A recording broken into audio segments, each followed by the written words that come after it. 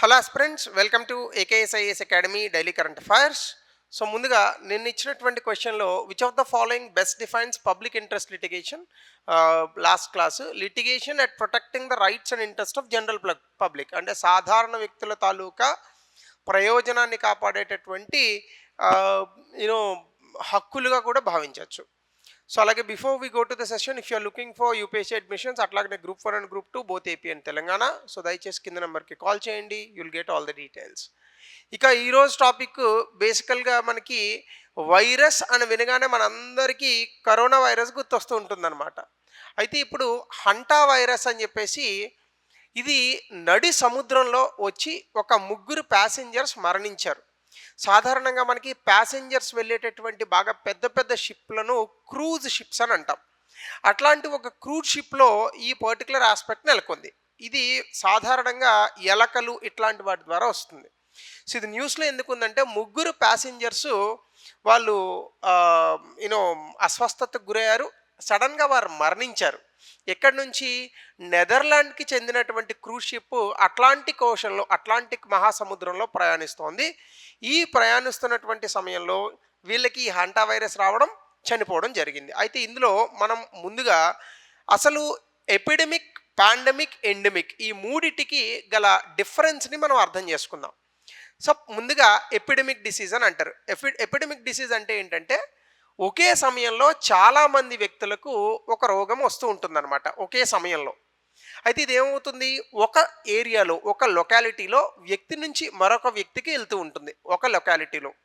అయితే ఈ లొకాలిటీలో ఈ డిసీజ్ అనేటటువంటిది పర్మనెంట్గా ఉండదు, వచ్చి వెళ్ళిపోతుంది. కాబట్టి దాన్ని ఎపిడమిక్ అని అంటారు. అంటే ఒక చిన్న ప్రాంతంలో కొంతమంది వ్యక్తులకి ఒకేసారి కనుక సోకితే ఒక వ్యాధి, దాన్ని ఎపిడమిక్ అని అంటారు. వరల్డ్ హెల్త్ ఆర్గనైజేషన్ ఎపిడమిక్ని రీజియన్ ఆర్ కమ్యూనిటీ, అంటే ఒక ప్రాంతానికో లేదా ఒక ప్రాంతంలో ఉన్నటువంటి వ్యక్తుల సమూహానికో వస్తే దాన్ని ఎపిడమిక్ అని అంటారు అని వరల్డ్ హెల్త్ ఆర్గనైజేషన్ మనకి డిఫైన్ చేసింది. అయితే ఎపిడమిక్ డిసీజెస్తో కనుక మనం కంపేర్ చేస్తే పాండమిక్ అని అంటాం. పాండమిక్ అంటే మహమ్మారి అని అంటారు. ఈ పాండమిక్ అనేది చాలా ఎక్కువ ప్రాంతంలో ఉన్నటువంటి వ్యక్తులకు ఇది వస్తుంది.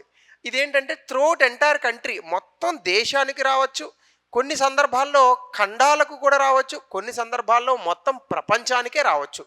ఇలా వచ్చిందే మనకి 1917లో వచ్చినటువంటి స్పానిష్ ఫ్లూ కావచ్చు, 2000 1920 సమయంలో వచ్చినటువంటి కోవిడ్-19 కావచ్చు, ఇవన్నీ కూడా మహమ్మారి అని అంటారు, అంటే పాండమిక్ డిసీజెస్ అని అంటాం.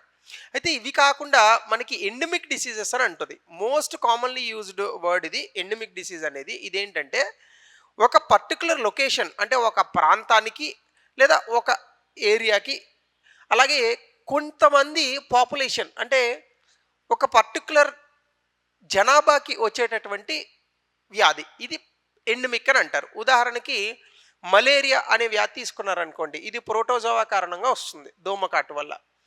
ఈ మలేరియా అనేటటువంటిది ఎక్కువగా ట్రాపికల్ రీజియన్స్లో ఉంటుంది. అలా కాకుండా మీరు బాగా చల్లగా ఉన్నటువంటి ప్రాంతాలకు వెళ్తే, అలాస్కా లాంటి ప్రాంతం, లండన్ లాంటి ప్రాంతాల్లో మీకు మలేరియా ఉండదు, ఎందుకంటే దోమలే ఉండవు, ఇంకా మలేరియా ఎందుకు వస్తుంది? కాబట్టి ఈ ఎండమిక్ అనేటటువంటి దాన్ని సింపుల్గా ఒక ప్రాంతానికి, ఆ ప్రాంతంలో మాత్రమే వచ్చేటటువంటి వ్యాధులకు చెప్పచ్చు. ఇది కాకుండా మనకు మరొకటి ఉంది, దాన్ని అవుట్ బ్రేక్ అని అంటారు. అవుట్ బ్రేక్ అంటే చాలా త్వరగా వస్తుందన్నమాట. అంటే ఒక రకమైనటువంటి, ఇప్పుడు వాల్కెనో ఉంది, అగ్నిపర్వతం వెళ్తే వెంటనే లావా ఎలా వస్తుంది బయటికి, అలా చాలా త్వరగా వచ్చేస్తుంది.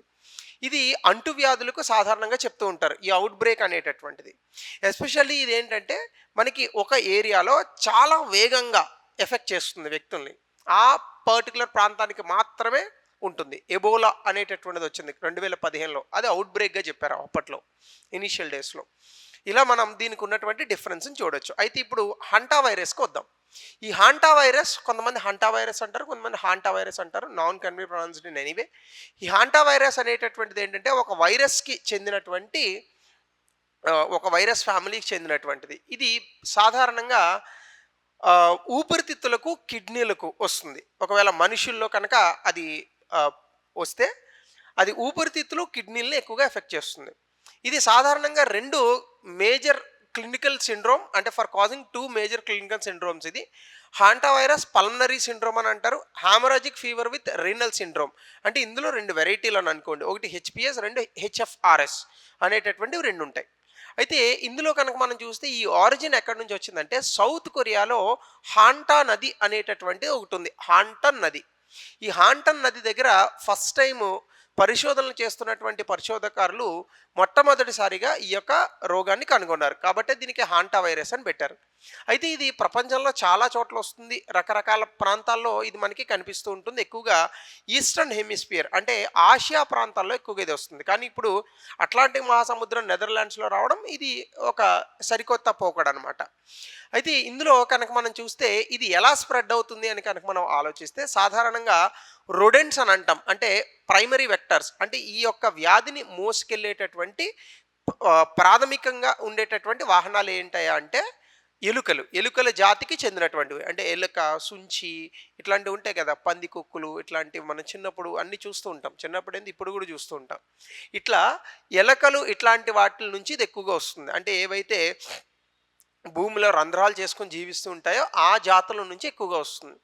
అలాగే కొన్నిసార్లు ఏమవుతుందంటే ఇది ఎలక నుంచి కనుక మనిషికి ట్రాన్స్ఫర్ అయితే అప్పుడు ఒక మనిషి నుంచి మరొక మనిషికి తుమ్ముల ద్వారా కానీ గాలి నుంచి కూడా సంక్రమించేటటువంటి వ్యాధి. అంటే ఈ వైరస్ని జనాలు పీల్చుకుంటే మళ్ళీ వాళ్ళు తుమ్మినా దగ్గినా ఆ వచ్చేటటువంటి లాలాజలం గుండా ఈ యొక్క వైరస్ అనేటటువంటిది వస్తుంది. ఆశ్చర్యకరంగా ఇది యూరిన్ నుంచి కూడా వస్తుంది. అంటే ఎవరైనా ఈ వ్యాధి సోకినటువంటి వ్యక్తి యూరినేషన్ చేస్తే ఆ ప్రాంతంలో కనుక అది ఆ గాలిలో కనుక ఏమైనా కలిసినా లేదంటే ఆ ప్రాంతాలకు దగ్గరగా మనుషులు వెళ్ళినా కూడా ఇది వచ్చేటటువంటి అవకాశం ఉంటుంది. ముఖ్యంగా కొంతమంది తుడుస్తూ ఉంటారు ఆయా ప్రాంతాలు, అక్కడ కూడా ఈ వ్యాధులు వస్తూ ఉంటాయి. అట్లాగనే డైరెక్ట్ కాంటాక్ట్ అంటే ఏ వ్యక్తులకైతే ఇది సంక్రమించిందో ఆ వ్యక్తులు తుమ్మడం దగ్గడం చేసినప్పుడు ఆ ఏరోజోల్స్ వస్తాయి. వాటిల్ని కనుక నార్మల్గా ఆరోగ్యంగా ఉన్నటువంటి వ్యక్తులు ముట్టుకుంటే ఖచ్చితంగా ముట్టుకున్న తర్వాత ముక్కులోనో నోట్లోనో పెట్టుకుంటారు. సాధారణంగా కోవిడ్ అప్పుడు ఎక్కువగా సర్వేలు వచ్చాయి. ఒక మనిషి కనీసం ముక్కుని, కళ్ళని, నోరుని రోజులో 50 నుంచి 250 సార్లు ముట్టుకుంటారట తెలియకుండా. తెలిసి ముట్టుకుంటే ఇంకెన్ని సార్లు ఉంటాయో.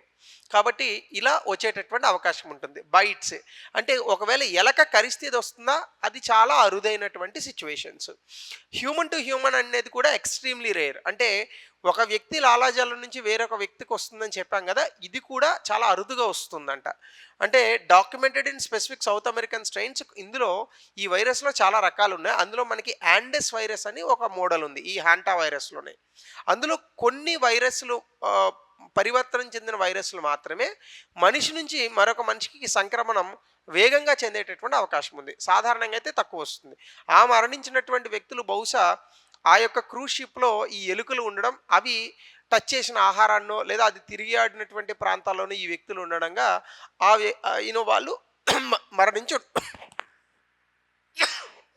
సారీ వాళ్ళు మరణించి ఉండవచ్చు.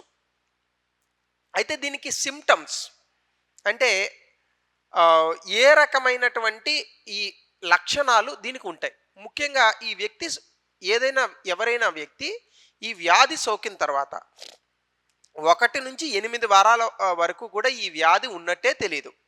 8 వారాల నుంచి 1 వారం మధ్యలో ఈ వ్యాధి బయటకొస్తుంది. డిపెండింగ్ ఆన్ ఆ మనిషి తాలూకు రోగనిరోధక శక్తిని అనుసరించి. ఎర్లీ ఫేజ్‌లో ఏమొస్తాయంటే ముందుగా ఫీవర్ వస్తుంది. బాగా జ్వరం వస్తుంది. దాని తర్వాత కొంత నీరసం వస్తుంది. దాని తర్వాత బాడీ పెయిన్స్ ముఖ్యంగా కండరాలు నొప్పొస్తాయి. ముఖ్యంగా ఈ నడుం భాగం నుంచి కింద ఉన్నటువంటి కండరాలు ఏవైతే ఉన్నాయో అవి చాలా వరకు కూడా నొప్పొస్తాయి. అట్లానే తలపోటు వస్తుంది. కొంత కళ్ళు తిరిగినట్టుగా ఉంటాయి. అలాగనే కొన్నిసార్లు కడుపులో నొప్పి, వామిటింగ్, విరోచనాలు, డయేరియా ఇట్లాంటివి ప్రాథమికంగా వచ్చేటటువంటి లక్షణాలు. అవి వస్తే హాంటా వైరస్‌గా మనం అనుమానించవచ్చు.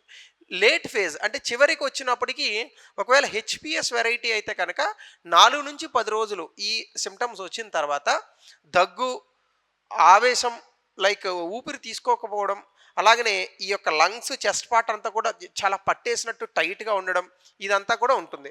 ముఖ్యంగా ఈ యొక్క లంగ్స్ పార్ట్ ఏదైతే ఉందో అందులోకి ఫ్లూయిడ్ చేరుతుంది. దీనివల్ల శ్వాసకోశ సంబంధిత వ్యాధులు కూడా వచ్చే అవకాశం ఉంటుంది.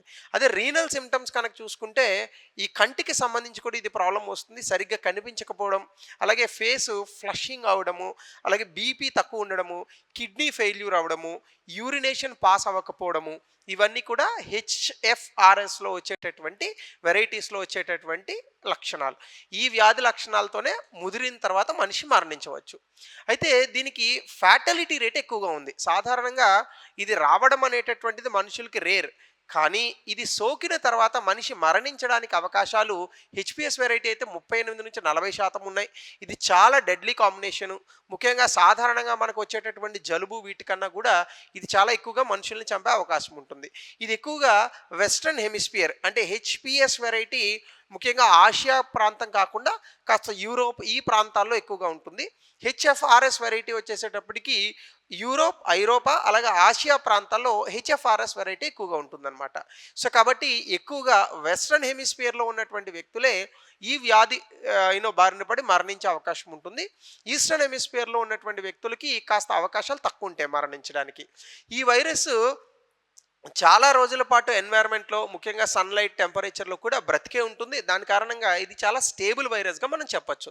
దీనికి ట్రీట్మెంట్ బేసికల్గా దీనికి వైరల్ టాబ్లెట్స్, యాంటీవైరల్ టాబ్లెట్స్ కానీ వ్యాక్సిన్స్ కానీ ప్రస్తుతానికైతే లేవు. కేవలం సిమ్టమ్స్ని మాత్రమే ట్రీట్ చేస్తారు.